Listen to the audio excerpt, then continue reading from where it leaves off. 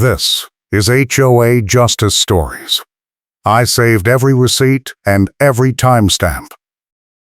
Stop filming me and start clearing, the deadline is over.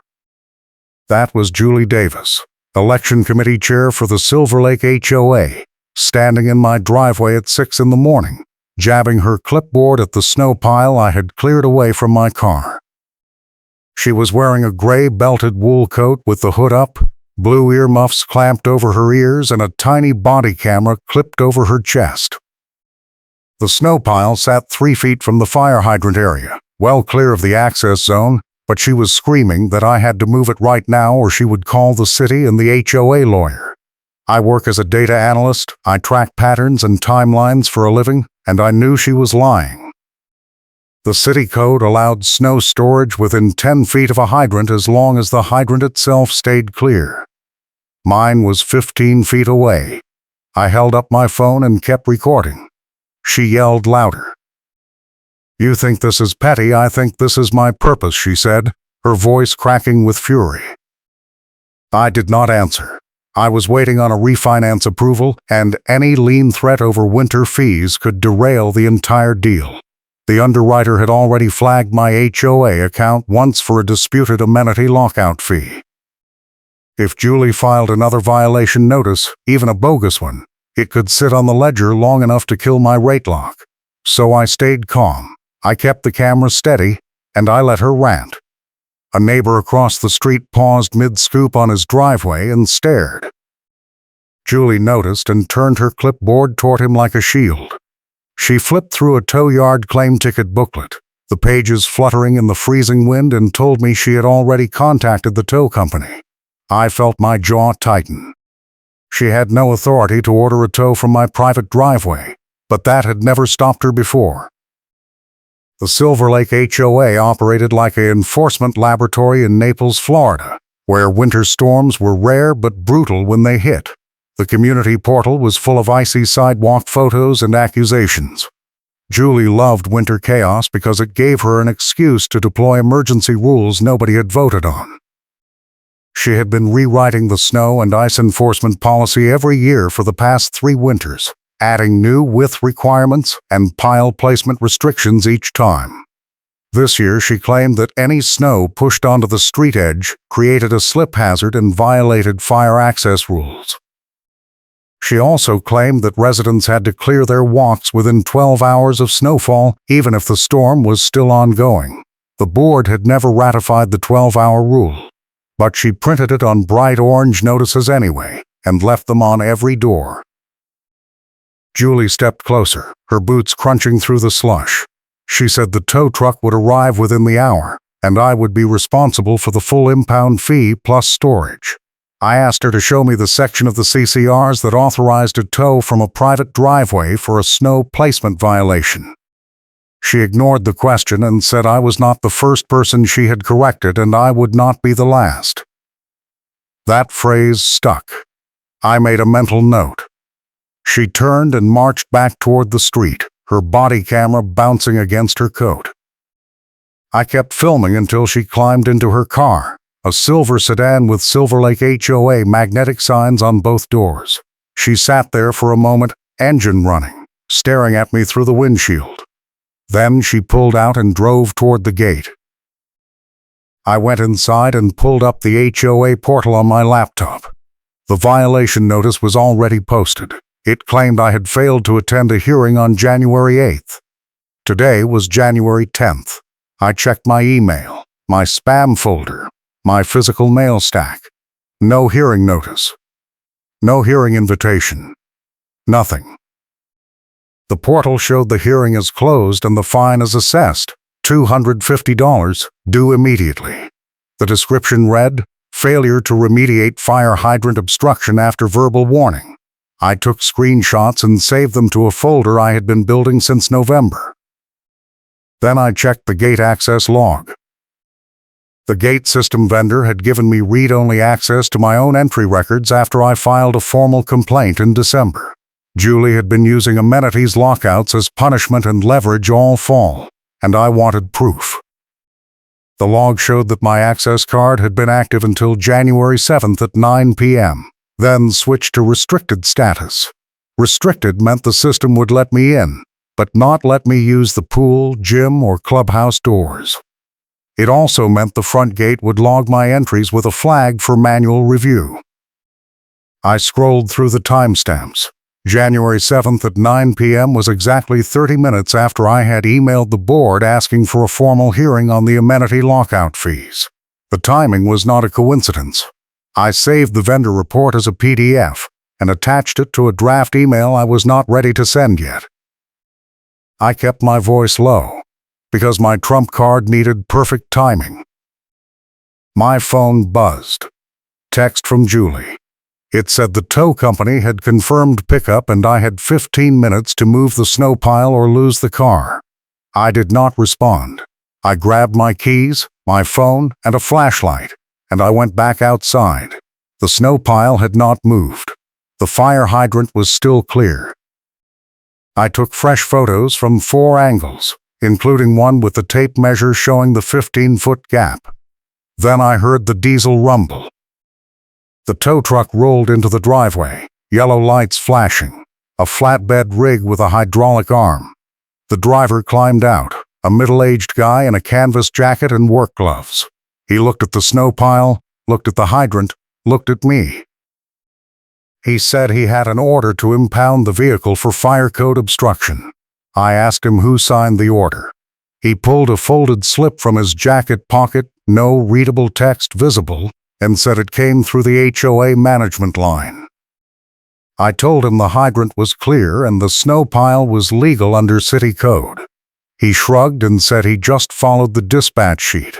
I asked if I could call his dispatch and confirm the order. He hesitated, then said sure, and handed me his phone. I dialed the number on the back of the truck. A woman answered. I explained the situation, gave her the address, and asked her to verify the complaint. She put me on hold. While I waited, Julie pulled back into the driveway, got out, and walked straight up to the driver. She said the order was valid and he needed to hook the car immediately. He told her to wait. She raised her voice and said she was the compliance officer for Silver Lake HOA, and he was wasting time. The dispatcher came back on the line. She said the order had come in as a fire marshal request, but when she checked with the city, there was no active fire marshal complaint at this address. She asked if I wanted to file a counter complaint. I said yes. She said she would call the driver back. The driver's phone rang. He answered, listened, looked at Julie, then looked at me. He said dispatch wanted to confirm the complaint with the fire marshal before proceeding. Julie interrupted and said that was unacceptable and she would call her lawyer. The driver told her that was her choice, but he was not hooking the car without marshal clearance. Julie pulled out her own phone and made a call. She walked a few steps away, speaking rapidly into the phone, her free hand waving. The driver leaned against his truck and crossed his arms. He said this was not his first HOA rodeo, and most of the time the complaints fell apart once the city got involved. He said he had worked with a tow yard clerk who had started quietly flagging sloppy HOA paperwork because too many residents were filing civil complaints after impounds. Julie came back. She said the marshal was tied up on another call and could not confirm for at least an hour. She demanded the driver proceed anyway based on the HOA authorization. He said no. She said she would file a complaint with his company for non-compliance. He said that was fine, and he would include the dispatch recording in his report. She stared at him, her jaw working.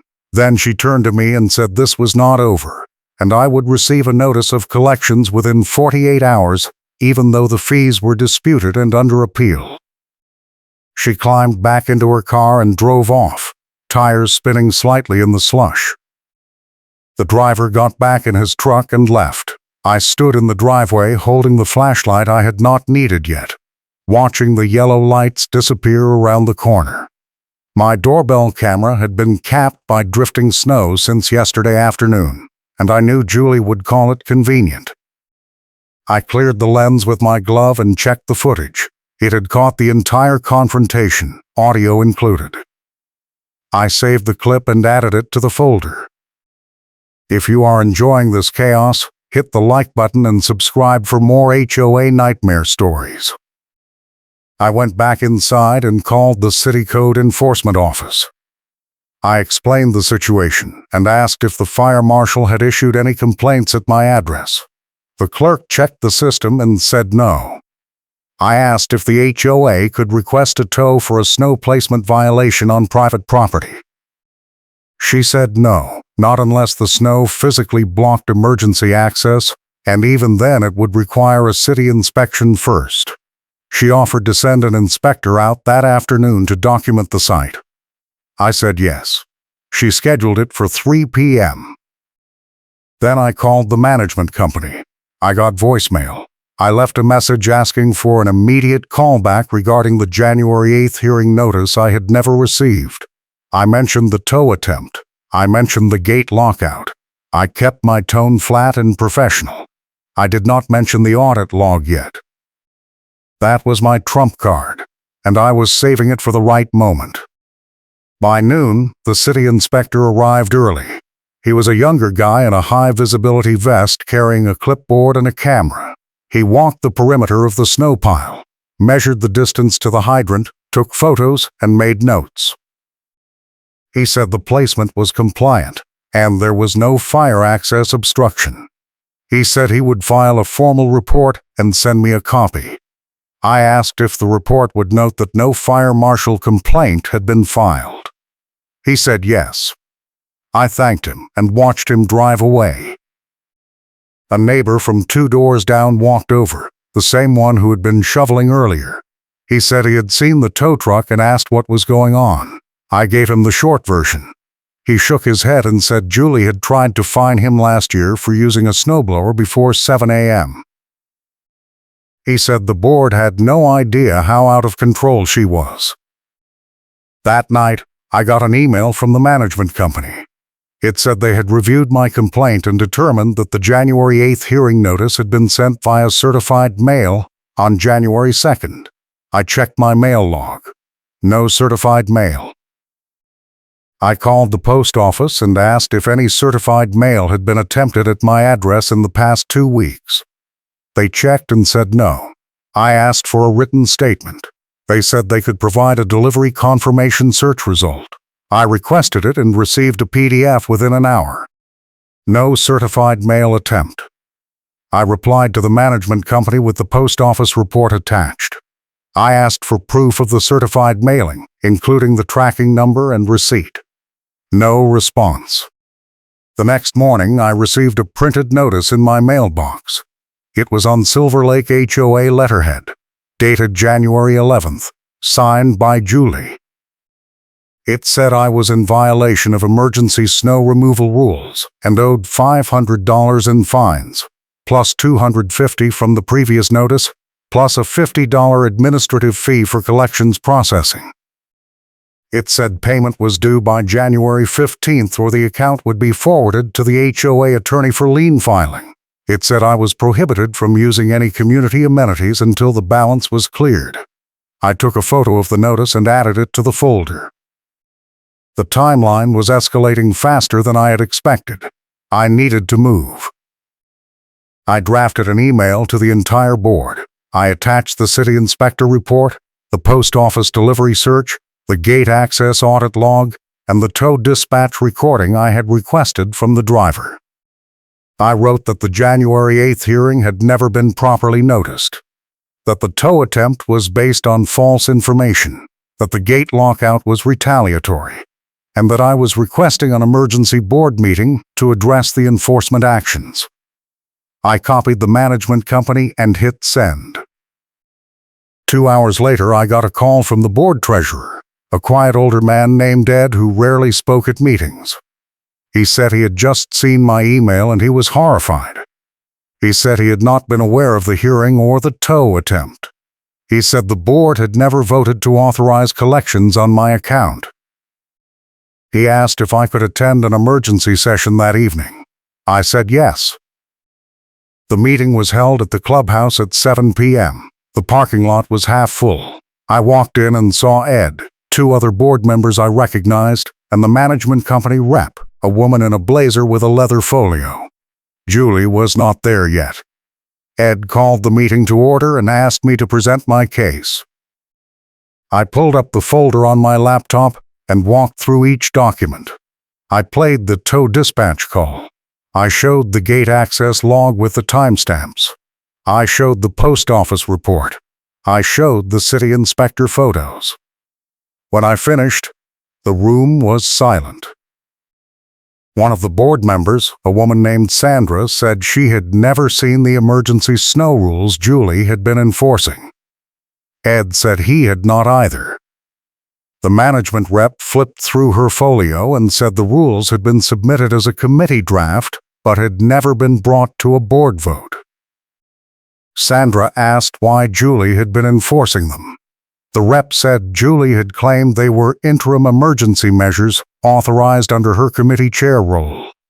Ed said that was not how the CCRs worked. Julie walked in. She was still wearing her gray coat and earmuffs, and the tiny body camera was still clipped to her chest.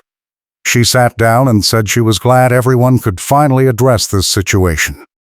She said I had been a problem resident since November and she had tried to work with me, but I refused to follow the rules. Ed interrupted and asked her which rules. She said the snow placement rules. Sandra said those rules had never been voted on. Julie said they did not need a vote because they were emergency public safety measures. Ed said that was incorrect. Julie raised her voice and said she had been managing winter enforcement for 3 years, and no one had questioned her authority before. I asked Julie about the certified mail. She said it had been sent. I asked for the tracking number. She said she did not have it with her. The management rep said the company had no record of certified mail being requested for my hearing notice. Julie said that was a clerical error. Ed said it was not a clerical error. It was a procedural failure. He said the hearing was invalid, and the fines were invalid. Julie stood up and said that was unacceptable, and if the board was going to undermine her enforcement work, she would resign. Sandra said that might be for the best. Julie stared at Sandra. Then she looked at me. She said I had been recording her without consent, and that was illegal. I said Florida was a two-party consent state for private conversations, but this was an HOA enforcement action on my property, which made it a matter of public interest, and I had every right to document it. She said I was twisting the law. I said I had an attorney on standby if she wanted to test it. She did not respond. Ed asked her to sit down. She did not move. He called for a vote to void the enforcement actions and remove the fines from my ledger. Sandra seconded. The vote was 3-0. Julie was not allowed to vote because she was the subject of the complaint. She walked out. The management rep said she would process the ledger correction and send me a confirmation email within 24 hours. Ed apologized and said the board had not been properly monitoring committee actions. He said they would be reviewing all enforcement policies and requiring board approval for any future emergency measures. I thanked him and left. I thought it was over. It was not over. 2 days later, I got a text from Julie. It said the board vote was invalid because it had been conducted without proper notice and she was filing an appeal with the HOA attorney. It said I was still responsible for the fines and the account would proceed to collections. I forwarded the text to Ed. He called me an hour later and said Julie had been removed from the election committee and banned from direct enforcement actions. He said the board had voted to send her a cease and desist letter prohibiting her from contacting residents directly about violations. He said if she continued, they would consider removal from the board entirely. I asked Ed if the vote had been conducted with a quorum. He paused. He said he thought so, but he would double-check the attendance log. I waited. He called me back 20 minutes later. He said the vote had been 3 members, but the bylaws required 4 for enforcement decisions. He said the vote was not valid. I felt my stomach drop. He said they would have to hold another meeting with full attendance and re-vote. He said he would schedule it for the following week. I hung up and stared at the wall. The refinance rate lock expired in 9 days. If the fines were still on the ledger when the underwriter pulled the updated HOA statement, the loan would fall through. I called my mortgage broker and explained the situation. She said she would request a delay on the HOA statement pull, but she could not guarantee the underwriter would approve it. She said I needed to resolve the HOA issue immediately. That night, I went through the folder again. I had the city report. I had the gate log. I had the post office search. I had the tow dispatch recording. I had the doorbell footage. I had the board meeting recording. But none of it mattered if the board could not hold a valid vote. I needed something that would force an immediate resolution without waiting for another meeting. I needed the trump card. The gate access audit log was not just a record of my lockout. It was a vendor report showing deliberate configuration changes made to my account by someone with admin access. The vendor had flagged it as unusual because the change was made outside normal business hours and did not follow standard protocol. The report included the admin login timestamp and the IP address. I had not mentioned that detail at the board meeting because I wanted to save it for the right moment. Now was the right moment. I called the management company and asked to speak to the regional director. I was transferred twice and put on hold for 10 minutes. When the director finally picked up, I introduced myself and said I had evidence of unauthorized access to the gate system by an HOA board member. I said I was prepared to file a formal complaint with the vendor and the State Homeowners Association ombudsman unless the company agreed to an immediate in-person meeting to review the evidence. She said she could meet me the next morning at the management company office. I said I would be there at 9 a.m. I arrived at the office at 8:55. The regional director was waiting in the lobby along with a rep from the board meeting and another man in a suit who introduced himself as the company attorney. I had not expected an attorney. I kept my expression neutral and followed them into a conference room. The director asked me to present my evidence. I opened my laptop and pulled up the vendor report. I walked through the timeline, the admin login, the IP address, and the configuration change. I said the change had been made within 30 minutes of my email to the board and that the timing indicated retaliation. The attorney leaned forward and asked if I had proof that a board member had made the change. I said the vendor could trace the admin login to the account holder, and I was requesting that the company pull the login records and disclose the responsible party. The director and the attorney exchanged a look. The attorney said the company would need to review the request with the vendor before making any disclosures. I said that was fine, but I was also filing a complaint with the ombudsman today, and I would be including the company in the complaint for failing to prevent unauthorized access. The attorney said that was premature. I said it was not premature, it was overdue, and if the company wanted to avoid a formal investigation, they needed to take immediate corrective action. The director asked what I wanted. I said I wanted the fines voided, the ledger cleared, the gate access restored, and a written statement from the company confirming that the enforcement actions were invalid and that the responsible board member would be prohibited from future direct contact with residents. I said I also wanted the company to send a correction notice to all residents clarifying that the emergency snow rules had never been approved and were not enforceable. The director said she would discuss it with the board. I said the board had already voted once and failed to meet quorum, and I was not waiting for another meeting. I said I needed a resolution today or I was filing the complaint this afternoon. The attorney said he would make some calls. He left the room. The director and the rep sat in silence. I did not fill the silence. I checked my phone and responded to a work email. The attorney came back 15 minutes later. He said the vendor had confirmed that the admin login was tied to Julie Davis and that the change had been made at 9:12 p.m. on January 7th. He said the company was prepared to issue a formal reprimand and require retraining on access protocols. I said that was not enough. I said I wanted Julie removed from any role that gave her admin access, and I wanted the company to implement an audit trail review process for all future access changes. The attorney said he would recommend that to the board. I said I wanted it in writing today. The director said she would draft a resolution and email it to me by end of business. I said I wanted it by noon. She agreed. I closed my laptop and stood up. The attorney said he appreciated my willingness to resolve this internally. I said I was willing to resolve it as long as the resolution was immediate and binding. I left. I got the email at 11:45. It was a 2-page letter on company letterhead signed by the regional director. It voided the fines, cleared the ledger, restored my gate access, and confirmed that Julie had been removed from admin access and prohibited from direct enforcement contact with residents.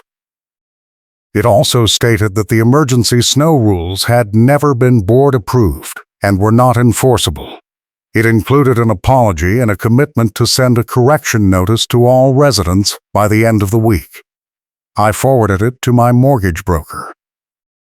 She called me 10 minutes later and said the underwriter had agreed to proceed with the updated statement. The loan closed on schedule. But I was not done. I wanted the trump card on the record. I went back to the gate vendor and requested a full access audit for the past 6 months. The vendor said it would take a few days. I said that was fine. The report arrived a week later. It showed that Julie had made unauthorized access changes to 11 other resident accounts over the past 4 months, all within hours of those residents filing complaints or attending board meetings. I sent the report to Ed and Sandra. They called an emergency board meeting the next day. The meeting was packed. Word had spread. The residents whose accounts had been flagged in the vendor report were there, along with a dozen others who had filed complaints about Julie over the past year. Ed opened the meeting and presented the vendor audit. He said the board had reviewed the findings and determined that Julie had engaged in a pattern of retaliatory enforcement and abuse of admin access. He said the board was voting to remove her from all committee roles and recommend her resignation from the board. Sandra seconded. The vote was unanimous. Julie was in the room. She sat in the back row, arms crossed, her tiny body camera still clipped to her coat. She did not speak. The board called for public comment. 6 residents stood up and shared their stories. One woman said Julie had fined her $300 for leaving a garden hose on her driveway during a freeze, claiming it was a trip hazard, even though the hose was coiled and clearly visible. Another man said Julie had threatened to tow his truck because it was parked 2 inches over the garage apron line.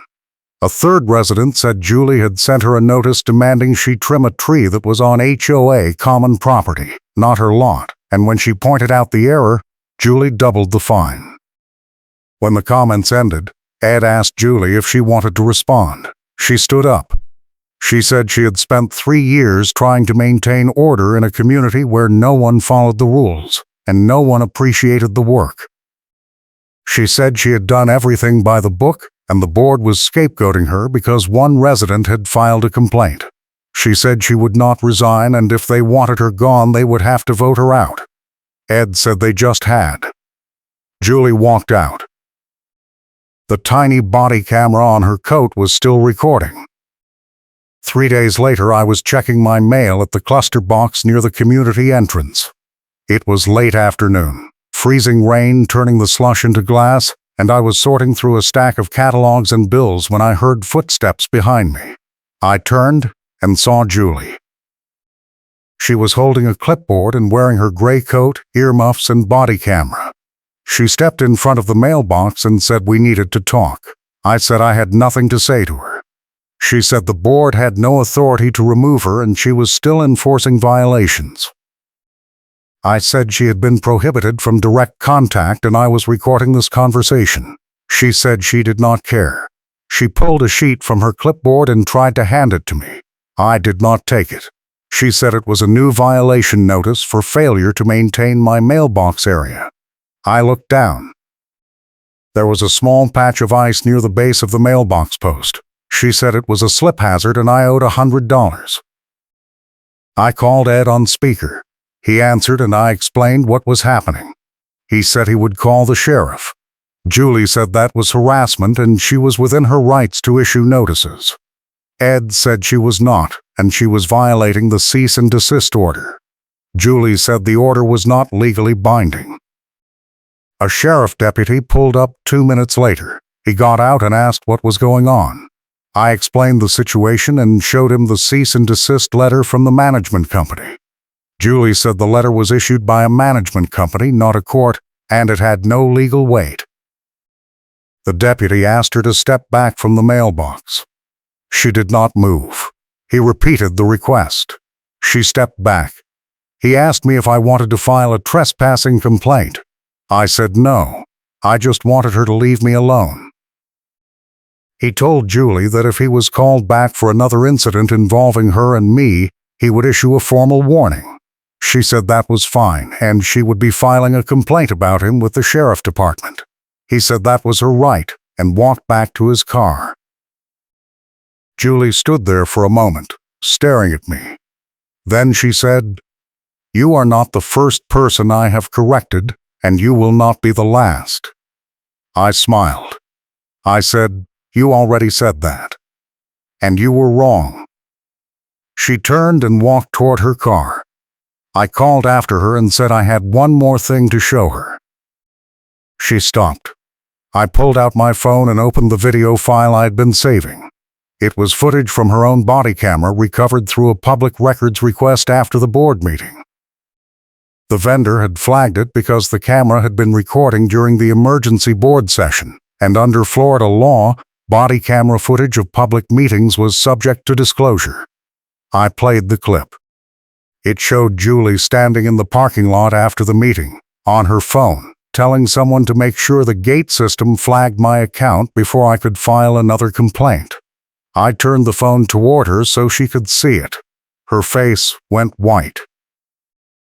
I said, "That is evidence of intentional retaliation. The state ombudsman has it. The management company has it. And if you contact me one more time, my attorney will have it in a harassment filing." She did not respond. She got in her car and drove away. The next morning, I received an email from Ed.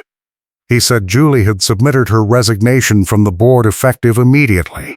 He said the board had voted to refund all snow-related fines issued during the winter season and void all disputed ledger entries. He said the management company was implementing a new oversight process for enforcement actions, and all future violations would require board approval before fines were assessed. He said the correction notice had been sent to all residents and posted on the community portal. He thanked me for bringing the issues to light and apologized for the stress. I forwarded the email to my broker and confirmed the refinance was finalized. Then I went outside and shoveled the mailbox area, just to be sure. The ice patch was gone. The city inspector had confirmed the snow pile was legal. The fire hydrant was clear. The gate system was working. The ledger was clean. Julie was gone. I stood in the driveway, flashlight beam cutting through the flurries, and took one last photo of the cleared space. I saved it to the folder and closed it. I was done tracking. The HOA removed the enforcement action and voided the ledger entry. Karen was ordered to stop contacting the narrator directly. A city inspector confirmed what the HOA could not enforce. The HOA board tried to interrupt the vendor presentation at the next meeting, but the residents voted anyway to require admin access audits every quarter. I hope you stay well.